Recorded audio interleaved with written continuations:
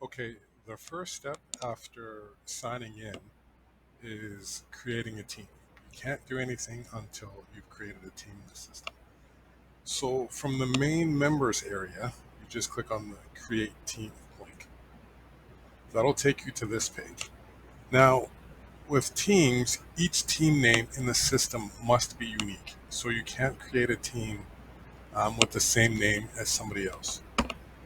So the first step is to fill in the team name. Let's put, let's see, test team 3 and the country, so it's Canadian, Canada. Gender, let's make a male team. And then you click create team. Now, once you've done that, it'll ask you to add members to your team. So you'll notice on the side here, there's starters and there's bench players. 2, 3, 4, 5, 6. Yep. Okay, so there's the first 7 players listed should be the players who are going to be starting for you. Now, technically, you could change all these to starters. But the problem with that is when the actual stat sheet for taking the stats is created, it'll take up too much space. So ideally, you want to specify 7 starters, so 6 normal players and a libero, and then the players on the bench. So we'll just add a couple players. Let's see. Ouch.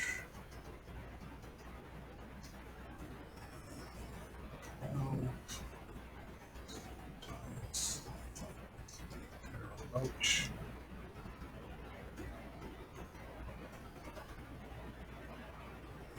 Let's see. 10. So I'm not going to go through and fill in all these team names, or all the player names, because I think you probably get the idea. So once you've filled in all your players, all you have to do is click on Add Team. Then it'll show you all the players that you've added.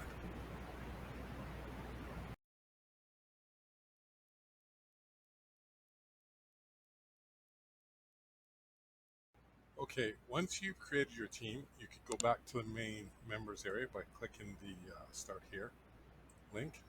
Since we're already there, it doesn't do anything. And under your teams, you can see the teams that you've already created. We just created Test Team 3, so if you want to edit the information on that team, you would simply click the drop down and click on Test Team 3 Male, in this case, and then it's going to show you the information on the team that you've created. There's only 2 players on this team at the moment, so if we wanted to add more players, we could do that here. Let's just add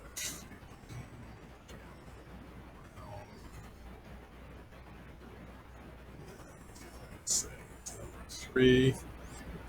You can add 1, 2, 3, 4, 5, 6, 7, 8, 9, 10, 11, 12, 13. You can add 13 players at a time to your existing team. So if I wanted to add a player, I would just fill in the information. We want to make Jim a starter.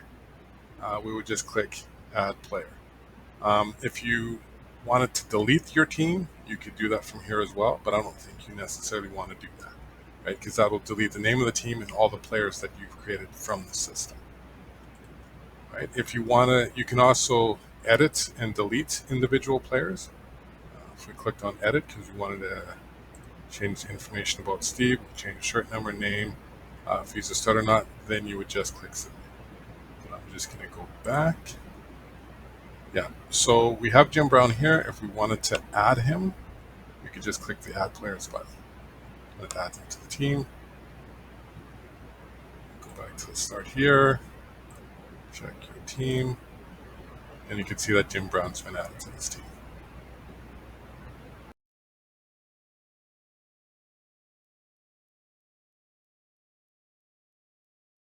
Okay, now I'd like to go over actually taking stats with the video stat sheet. So once you've loaded up the video and you've created your team and you've started the stat taking process, you'll be presented with this screen. So you have the match on YouTube, you have the players listed on the side here, and you have all the various statistics. Now, if you're not sure what each statistic means, you can just hover your mouse over and it will tell you what the statistics are. And plus, there is documentation in the support section. So what you would do is you would start the video. Uh, let me just pause this for a second. What we normally do is we'll record videos from the time the referee blows the whistle to start, to serve, till the ball is dead, and the referee blows the whistle to end the play. So you normally hit play, click the start time. We would wait till the play plays out. Then we would click end time. Then in between plays, we would select everything that happens. So say, for example, Aiden had a 3 reception, and then Carson killed it. We put that information in. Just pause this for a second. Then we would, if we hadn't already done so, we would select the set that they're in, and we would select the rotation of the setter. We don't normally, when we're doing it, we don't normally do the last 2 steps because we're not really concerned with it. So once the play is over, you've selected all your codes. You would just click submit, and it submits that information. Now, one thing that I wanted to mention is that you'll see that current set popped up as set 1 and setter in position 2. Now, if I were to start another clip and I didn't change the information in these 2 drop-downs, it would just record them as being the same. So you don't have to change it every single time. One other thing I'd like to mention is that with the codes, you could manually enter them in. So H14, K2 would be a kill for Aiden. And you can actually, this actually wouldn't work because it's case sensitive. So all codes, if you decide to manually enter them, they need to be in uppercase. So H4, K2 for a kill for Aiden. One other thing I'd like to mention is there are shortcut keys in order to do the start time and the end time. So if you just wanted to type, you can set the start time by clicking on the V key and the end time by clicking on the N key. And so as you're watching the match, you would go through and take stats. Let's see, is there anything else that I should mention? Oh, substitutions. So when you're filling out your team initially, you would have specified which players are starters and which players are on the bench. The reason why we do this is because we wanted to keep the actual stat sheet to a reasonable size, right? Because ideally, when you're taking stats, you want the whole stat taking window to be visible without having to scroll up and down. So let me just show you how the substitution works. So these are the players who are currently on your bench. So if we wanted to sub in Keen, select Keen on the bench, then we'd select somebody from the court to replace him with. Let's just say Micah, number 2. Click submit. Then you'll see Keen's now on the court and Mike is off the court. Now let's see, is there anything else? No, I think for now that should be enough.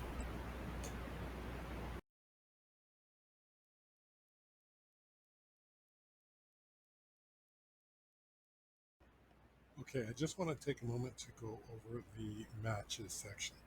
So once you've completed taking stats on your video, the results will show up in the matches section.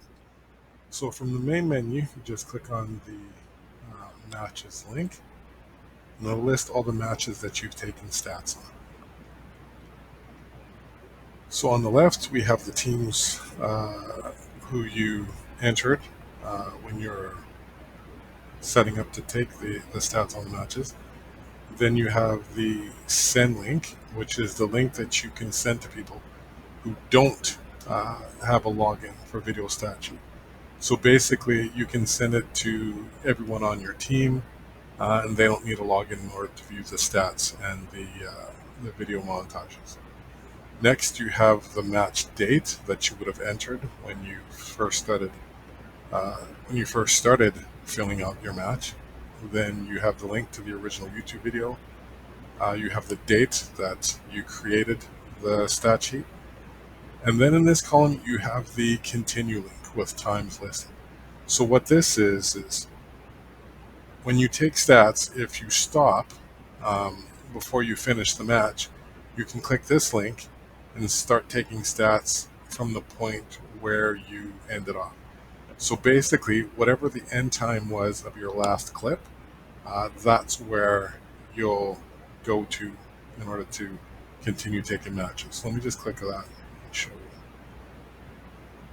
So the time was 1:36. So here you can see that the YouTube video started at 1:36.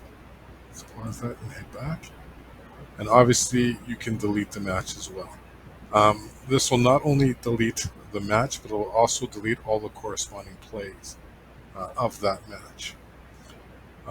Let's take a quick look at the send link. What you would do if you wanted to send a video stat sheet to some of your players is you'd click on it, right click, select all, right click again, and then copy the link. And then that could be pasted into an email. So I'm just going to paste it into the URL window so that you can see what it is that gets sent to your team. This team only has one per player, so let's go back. Let's do this one. It's a full match where you have 4 players. So select all, copy, paste that in. And then you can see the complete stat sheet, and this will be sent. This link can be sent to your players. Now, if you don't want everyone to see everyone else's stats, you can send individual stat sheets to each player. So in this case, let's send Andrew his stats. So we go over to the individual stats column, right click, select all, copy. And then that link could be sent to Andrew, but if we just put it in the browser window, paste it in here so we can see what Andrew gets sent. Click it, and yeah, so Andrew just gets all of his statistics. And even in the advanced menu, the only option listed is Andrew. But it's still fully functional. Like Andrew could see a video montage of all his touches, all the times he got aced, all his free passes, all his kills, etc. I think that's basically it for the matches section.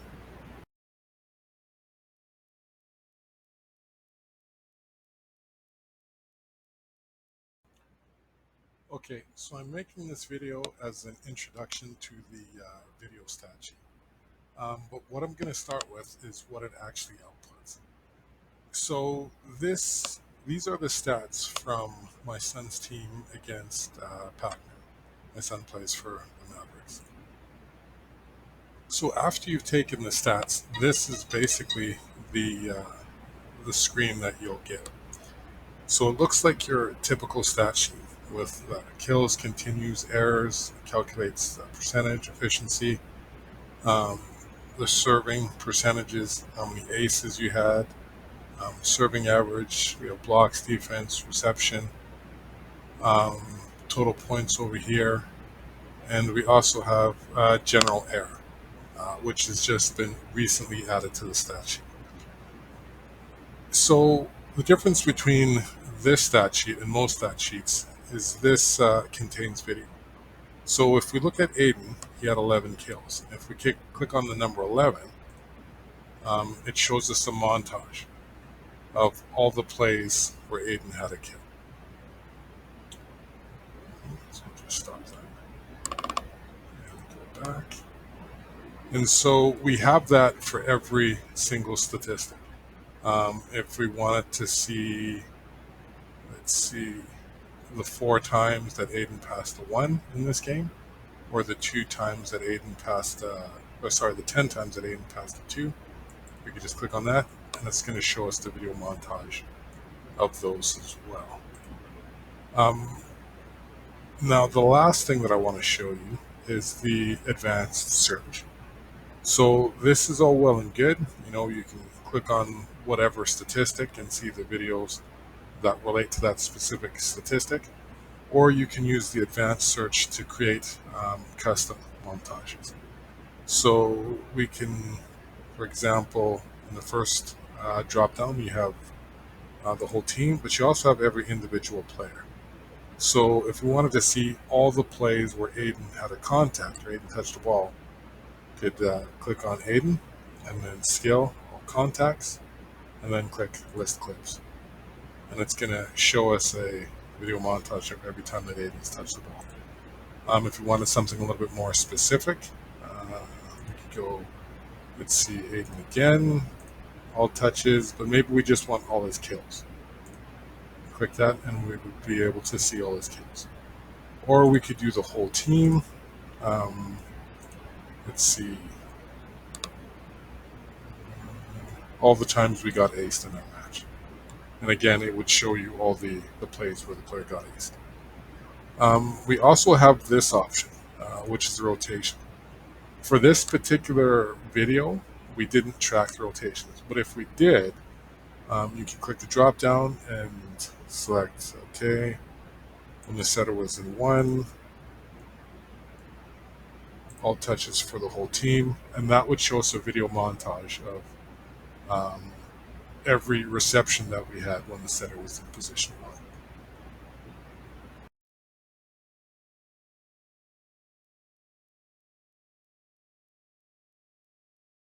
I just want to take a moment to go over the basics of taking statistics in the advanced mode.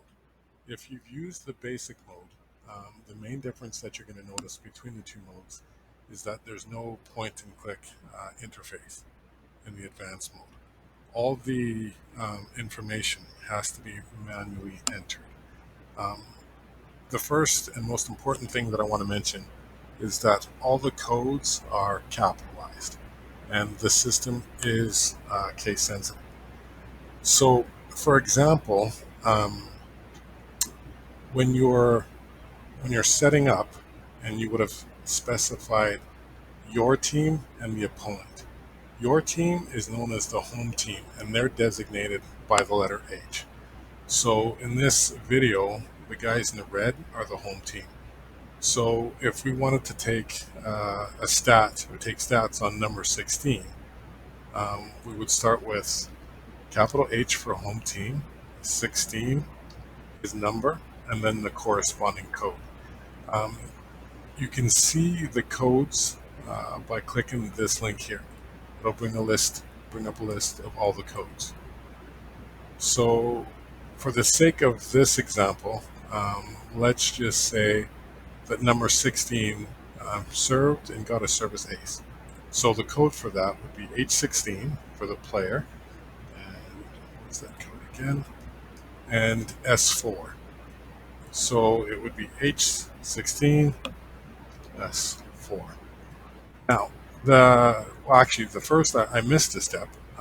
You want to set the start and the end time of your video. So just like with the basic mode, you can click for the start time and it'll set the start time. You can click for the end time and it will start the end time. But the advanced mode is designed so that you never have to leave this code window, unless of course you want to enter notes. So if you wanted to set the start time, let's pretend that I hadn't already written this. Actually, we can just delete that. If you want to set the start time, you could just click or you could just enter V on your keyboard. And it automatically sets the start time for you. Let's say the play played out. Just pause it for this example. To set the stop time, you could see it's capital N. Just select capital N and it would put it in there. Once the set is over, you could enter the score by clicking the enter score button. And then you could just enter the score from the first set and click save. Let's just close that window out of there. Let's see if there's anything else that I've forgotten. Basically, you would need to learn the codes. I believe there's about 24 codes, so less letters than are actually in the alphabet. And if you go into the support section, there's actually a trainer for the codes. There's actually a little app that'll test your memory so that you can learn the codes. It also has a timer on it so that you can see if you could beat your time from before. I'm thinking that I'm forgetting something, but basically I think that's all you need to know in order to use the... Oh, one other thing. So as you're watching the video and you're entering the codes, the application is expecting things to occur in order. So in order to get the most out of this application in terms of when you're analyzing the stats, everything should take place in order. So going back to our previous example, let's say that, let's bring up the codes, right? Going back to the previous example, let's say the other team served and we're only taking stats on our team. So let's say number 16 passed to 3. Right, so the code for 3 reception is R3. So it'd be H16 R3. Then the ball is obviously passed to a setter. We would need to add a space. So there needs to be a space between every code block that you enter. So let's say that the setter is number 14. So we'll go H14. And let's say he set the high ball outside. The code for that is, I believe, P15. Yep, high ball to position 4. So it'd be P15. Then once you've done your play, or once you've finished taking stats, you could hit the enter key, and that will submit your clip and the corresponding statistics. And then you're ready to start the next play.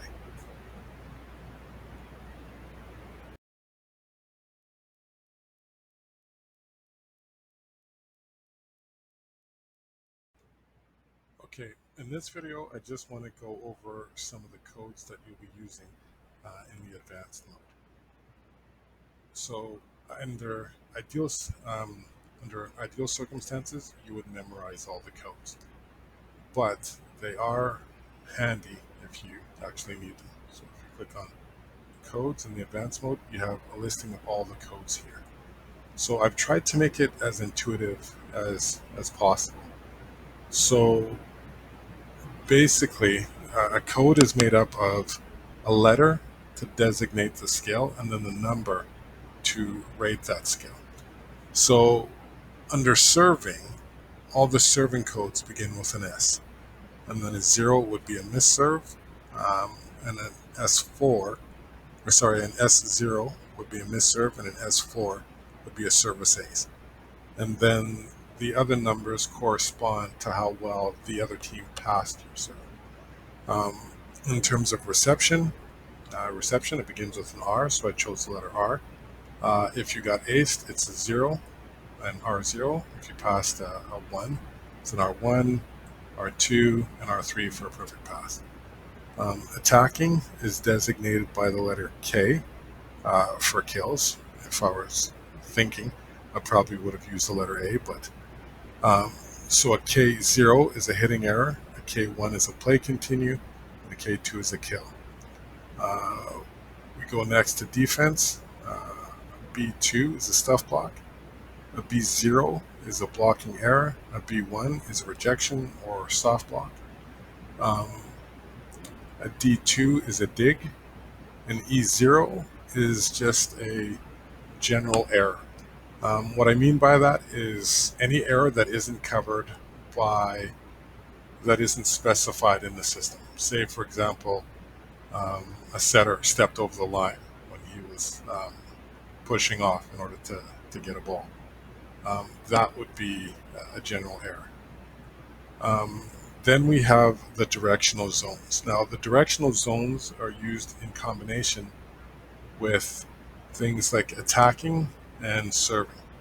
So, for example, if number 16 um, attacked the ball, had a kill, and then hit it um, to position 6, that would be specified as, let's see, cap box H16, K2 for a kill, and then zone 6 where he hit the ball. Let's see if we can back. Now, when it comes to setting, if you're going to track uh, what the setter's done, um, the setting is based on the old school numbering system, where the net's divided into 7 zones, with zone 1 being in position 4 and zone 7 being the antenna on the other end of the court, the back set. So P50, and the setting or set is designated by the letter P, because most of the world refers to it as a path, whereas here we refer to it as a set, and most other countries they refer to it as a pass. So a P15 would be a high ball set out to position 4. And a P51 would be a quick set in the middle. P31 is like a shoot to the middle.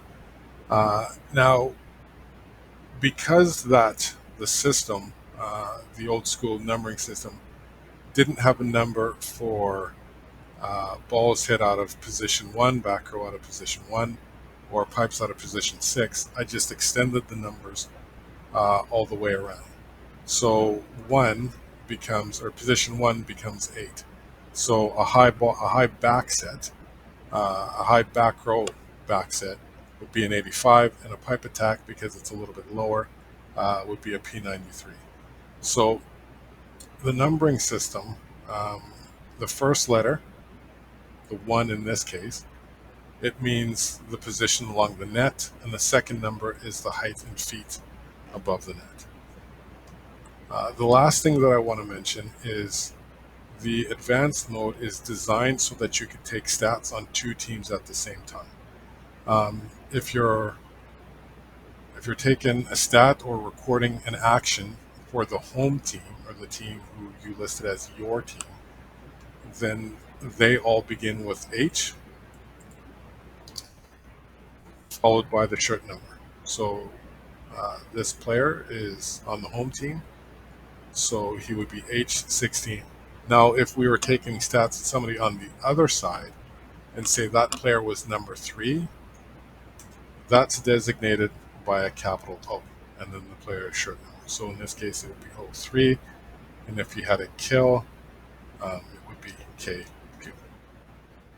And that's basically all the information you need to know in order to use the advanced mode.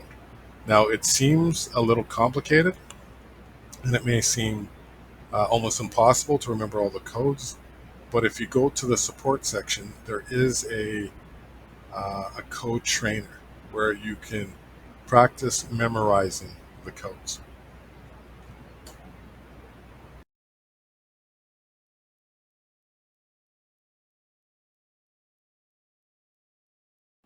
In order to show the features of the advanced stat sheet results, I've created a fictitious match with fictitious stats, so we could go over some of the features.